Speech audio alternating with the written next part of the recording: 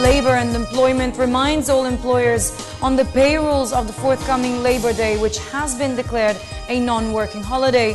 Labor Secretary Rosalinda issued a labor advisory indicating the guidelines on the payrolls that must be implemented by the employers. Under the labor advisory, if the holiday falls on an employee's workday, the employer shall pay 200% of his basic wage on the first 8 hours and an additional 30% of his hourly rate if the employee works more than 8 hours.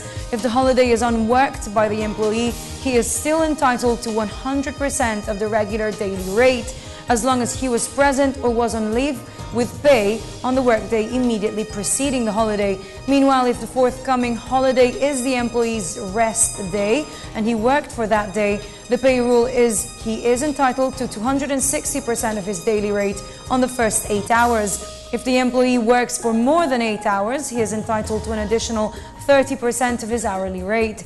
If the holiday that falls on a rest day is unworked, the employee must get 100% of his daily rate, given that he is present or with pay on the workday immediately before the holiday.